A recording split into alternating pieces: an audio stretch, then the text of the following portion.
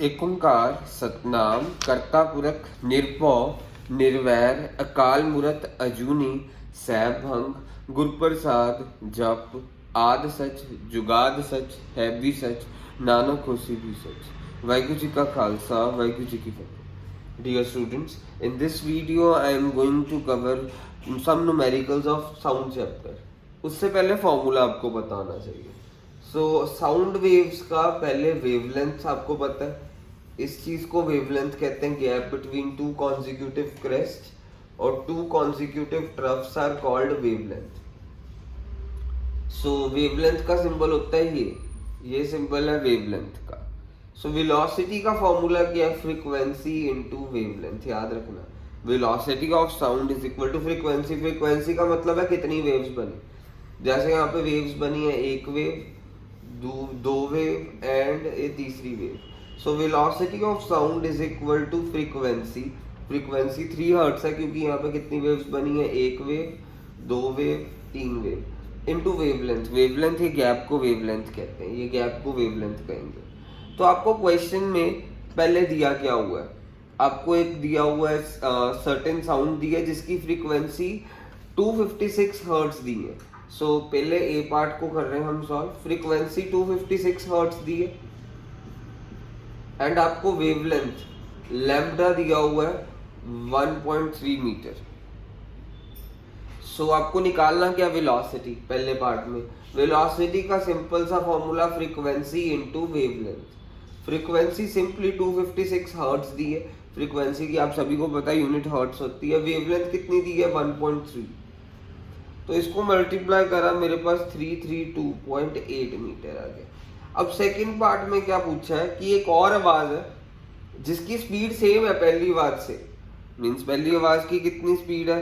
332.8। Velocity वही है पहली आवाज के बराबर, पर उसकी वेवलेंथ 2.6 हो गई है। तो फर्क क्या है? इन दोनों आवाज के बीच का फर्क बताना है।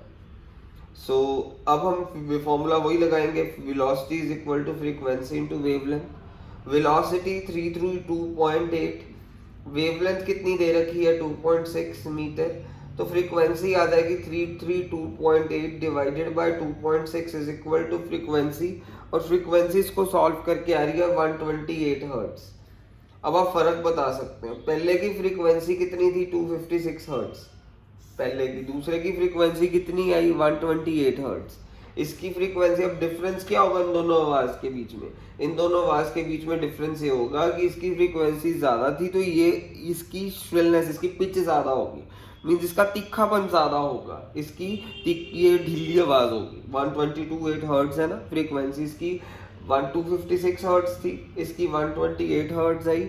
मींस इसकी फ्रीक्वेंसी ज्यादा मतलब पिच ज्यादा, मींस तीखापन ज्यादा है। और ये डिफरेंस है। हम इसमें ये लिखेंगे, frequency of first sound is 256 hertz, while second sound is 128 hertz. More the frequency, more is the pitch, implies more is the shrillness. Shrillness of sound A is more shrill than sound B. ये हमारा पहला numerical हो गया। अब आपके लिए एक और न्यूमेरिकल दे रहा हूँ, देखिएगा ध्यान से।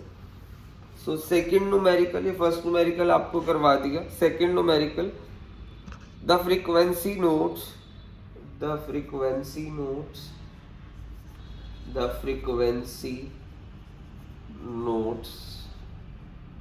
given by flute,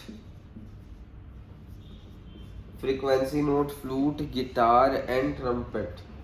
Frequency notes given by flute, guitar and trumpet are 400 hertz, 200 hertz, 500 hertz respectively। वो पूछ रहे हैं किसकी पिच सबसे ज्यादा होगी। Which one of these have highest pitch? सबसे ज्यादा पिच किसकी होगी ये पूछा। क्वेश्चन में ये पूछा गया तो आप पिच का निकालना, मींस आपको ये बहुत इजी है। ये बच्चे ऐसे ही बेमतलब में कंफ्यूज होते जाते हैं। जिसका देखो पिच किस पे डिपेंड करती है? फ्रीक्वेंसी पे।